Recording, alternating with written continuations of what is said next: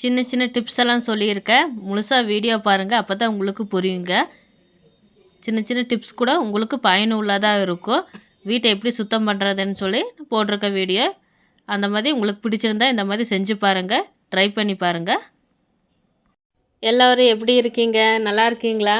இன்றைக்கி என்ன வீடியோன்னு பார்த்தீங்கன்னா, க்ளீனிங் வீடியோ தாங்க. வீட்டில் இருக்க பரண் மேலே இருக்க பாத்திரமெல்லாம் எடுத்து போட்டு எல்லாம் கழுவுனாங்க. பொங்கல் நோம்பி வரப்போகுதுங்க, அதனால் இன்றைக்கி எல்லாமே எடுத்து போட்டு க்ளீன் பண்ணிடலான்னு சொல்லி போட்டு எல்லாம் பரண் மேலே இருக்கிற பாத்திரத்தில் எடுத்து கீழே போட்டாச்சுங்க. பாருங்கள், ஜாமானமெல்லாம் போட்டு வச்சாச்சுங்க. எவ்வளோ டஸ்ட்டாக இருக்குது பாருங்கள். இது எப்படி க்ளீன் பண்ணி எடுத்து வைக்கலான்னு பார்க்கலாங்க.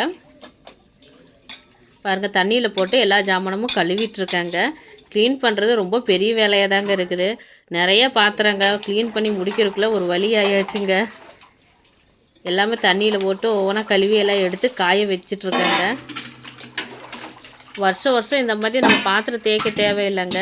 நல்லா கழுவி எதுலையாவது போட்டு மேலே கவர் பண்ணி வச்சிட்டோம்னா நம்மளுக்கு டஸ்ட்டு அதிகமாக இருக்காதுங்க. நான் கவர் பண்ணாத விட்டுட்டாங்க, அதனால தாங்க டஸ்ட் அதிகமாக இருக்குது. அது எப்படி டஸ்ட் பிடிக்காமல் இருக்கட்டும் பார்க்கலாங்க. டஸ்ட்டு பிடிக்காமல் எப்படி நம்ம பாத்திரத்தை வச்சுக்கலான்னு சொல்லி பார்க்கலாங்க. பாருங்கள், எல்லாத்தையும் போட்டு நல்லா தேய்ச்சிட்ருக்கேங்க. வீட்டில் எதாவது ஃபங்க்ஷன்லாம் வந்ததுன்னா இந்த மாதிரி வீட்டையெல்லாம் சுத்தம் பண்ணுவாங்க. முக்கியமாக நம்ம பொங்கல் வந்ததுன்னா, பொங்கல் செலிப்ரேஷனுக்கு நம்ம கண்டிப்பாக பொங்கல் நோம்பிக்கு வீடெல்லாம் சுத்தம் பண்ணுவாங்க.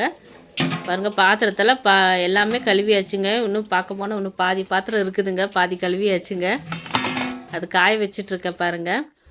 கைத்து கட்டில் போட்டு கட்டில் மேலே எல்லாம் வச்சு காய வச்சிட்ருக்காங்க. மாற்றி மாற்றி எல்லாத்தையும் எடுத்து போட்டு காய போட்டுட்ருக்காங்க. காஞ்சதெல்லாம் எடுத்துகிட்டு அடுத்தடுத்து பேட்சாக போட்டு காய வச்சிட்ருக்காங்க.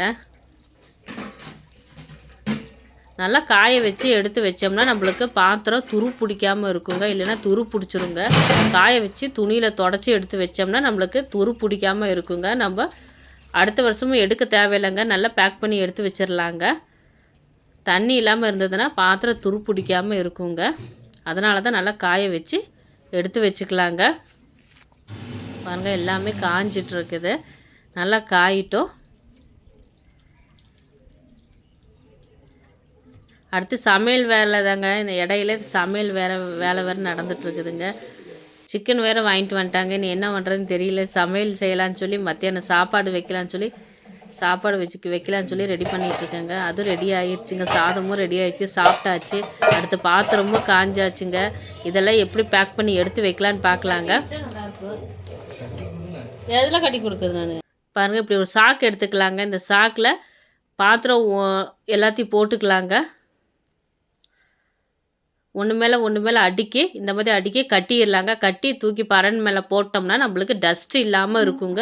எப்போதுமே பாத்திரம் நம்ம விளக்கி வச்ச மாதிரியே இருக்குங்க. பாருங்கள், இந்த மாதிரி எடுத்து மேலே பரண்டில் கட்டி எடுத்து வச்சிடலாங்க. நம்மளுக்கு எப்போதுமே பாத்திரம் அழுக்காகாமல் இருக்குங்க. நம்மளுக்கு ஒருவேளை இந்த பை ஏதாவது ஓட்டை அந்த மாதிரி எதாவது கிழிஞ்சிருந்தால் பையை மட்டும் மாற்றிக்கலாங்க. நம்மளுக்கு அழுக்காகாமல் எப்போதுமே நம்ம விளக்கி வச்ச மாதிரியே இருக்குங்க. உங்களுக்கு இந்த வீடியோ பயனுள்ளதாக இருக்குன்னு நான் நினைக்கிறேங்க. நீங்களும் உங்கள் வீட்டில் க்ளீன் பண்ணிங்கன்னா, இந்த மெத்தடை ஃபாலோ பண்ணிங்கன்னா உங்களுக்கு ரொம்ப ஈஸியாக இருக்குங்க. நீங்களும் உங்கள் வீட்டில் இந்த மாதிரி ஒரு டைம் ட்ரை பண்ணி பாருங்கள். எப்படி இருக்குன்னு சொல்லுங்கள்.